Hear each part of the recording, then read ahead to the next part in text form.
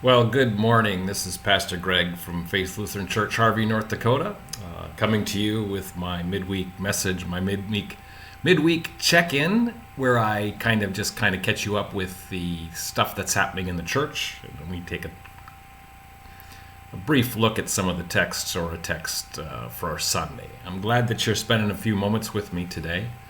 Always glad to have you, and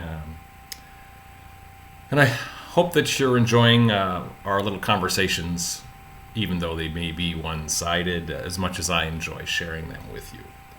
So this week, which is, I guess it's May 26th. It's hard to believe we're already at the end of May.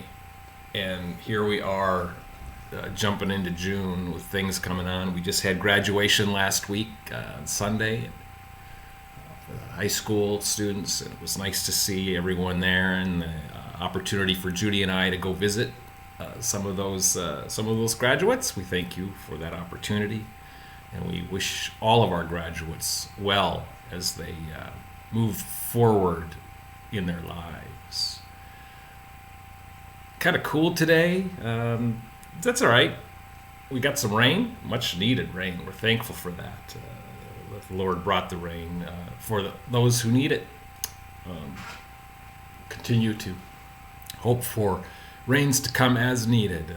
Not too much, just enough, Lord. We're not too picky, are we? All right, well, what's coming up? Of course, we have a couple things that are important.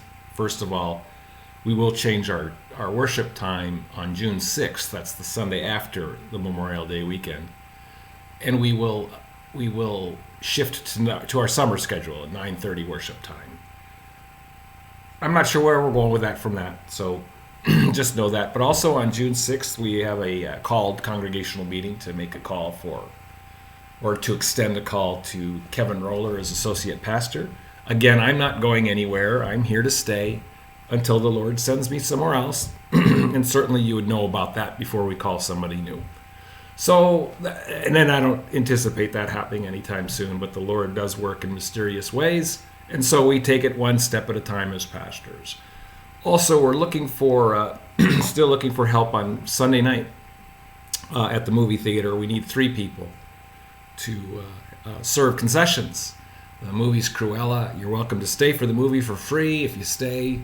Or even if you don't stay, you can get a large popcorn and a large pop to go, and then head on out. That's your pay for the night. But more than anything, the joy of serving your neighbor is really more what it's all about than anything else. So do join us, or if you can, call the office. Let me know. Let Judy know.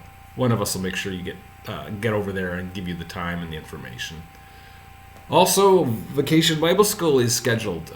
We are only taking limited number of kids this year, and then we're splitting it up. So the 4-year-olds through finished first grade are on Monday and Tuesday, June 7th and 8th. And then finished second through 5th graders will meet on Wednesday and Thursday.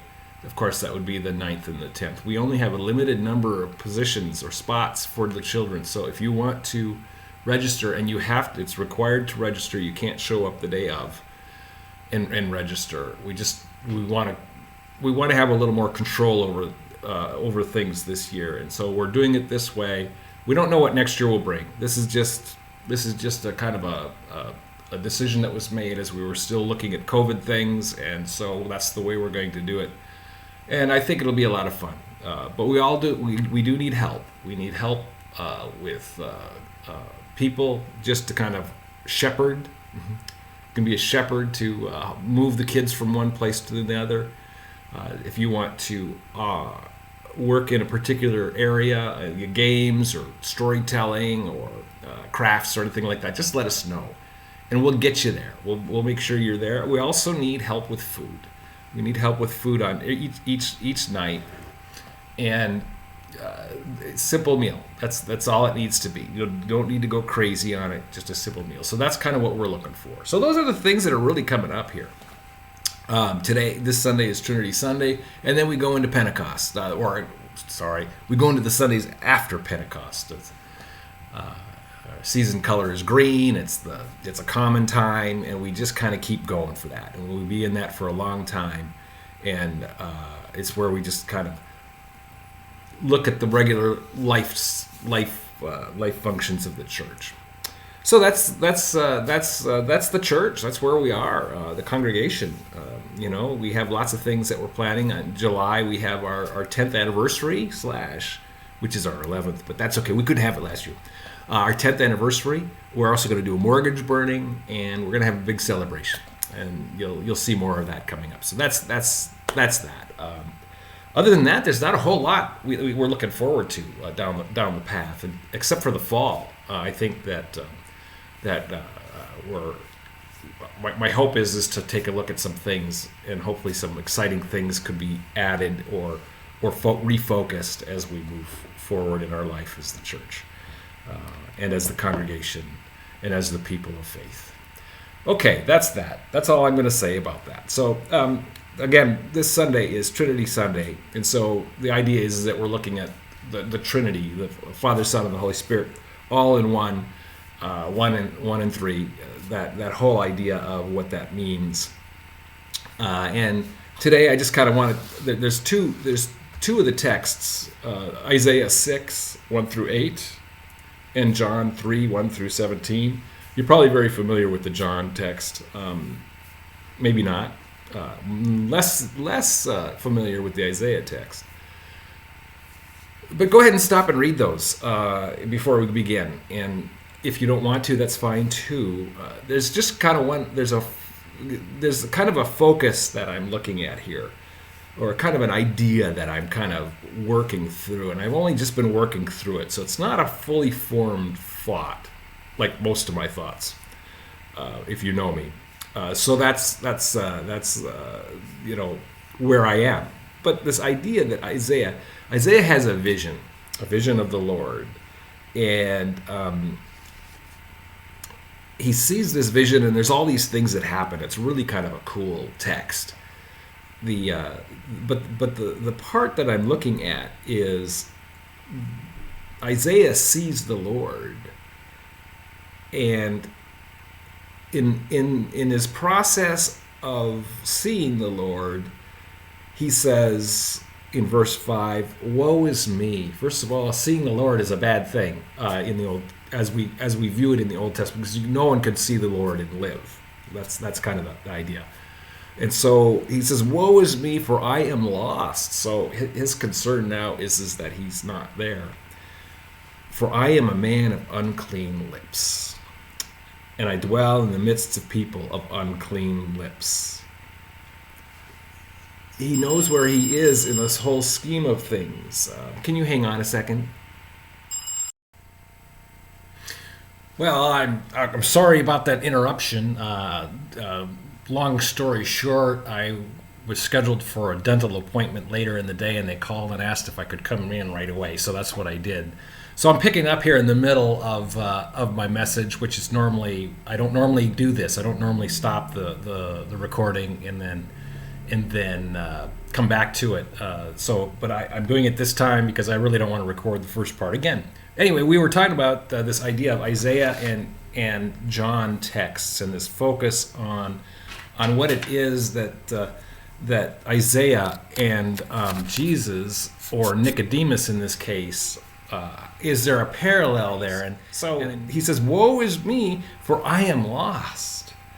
And again, it falls into that idea. He's not sure where he is. But this is where we are. "I am a man of unclean lips, and I dwell in the midst of a people of unclean lips." Now that sounds a lot like today, even, doesn't it? We're not necessarily the best people in the world. We try our best sometimes, but sometimes, almost all the time, we fail in one way or another. But I have this vision of Isaiah and this call that he's received, and this idea that he says he's not worthy to receive this. But what happens is that the seraphs that are there, which is, I don't want to go there, but they take a coal and they touch his lips with this hot coal from the from the altar, the burning altar, which is, again, just accept that. But it removes his guilt. It makes him clean. His sin is atoned for. So Isaiah has seen the Lord, recognizes that he's seeing the Lord, knows where he stands with the Lord, the woe is me, and yet the Lord still takes him and ordains him to continue. Whereas in John we have Nicodemus, who is seeing the Lord as well, but he's come in the darkness of night. And by the way, I love Nicodemus. I really do, because I think a lot of us can grasp a hold of who Nicodemus is, trying to make what God is doing in his life work in his world, in his thoughts and his understanding. But that's not the case.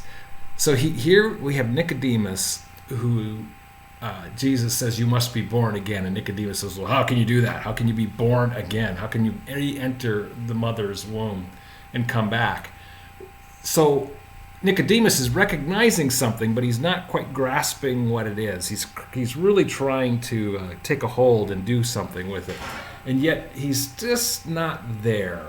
He's working on understanding, but can't quite grasp it. So he kind of goes on his own way. So we have two parallels there that I wanted to touch on, and that's this the idea that Isaiah recognized, but Nicodemus didn't. Now Nicodemus later on does, and that's what I like about Nicodemus, is that he, in his own way, he captures and he helps Jesus along the way, both in his trial and then in his death. And so that's another story, though. But I just wanted to kind of parallel that. It's kind of where I am with that text, and that's kind of where I'm doing it. I don't know if that's the way I'll be on Sunday, but you never know. Come and see. In the meantime, prayers for this week. Continue to pray for the people on our prayer list. Pray a praise of thanks for rain, and continued prayers for peace. So that's kind of where I am. I hope that you enjoyed our little chat together. I hope that you take on the world. I appreciate that you spent this 10 or so minutes with me today, and I look forward to when our paths crossed again. So blessings and peace to each and every single one of you. And as always, take care.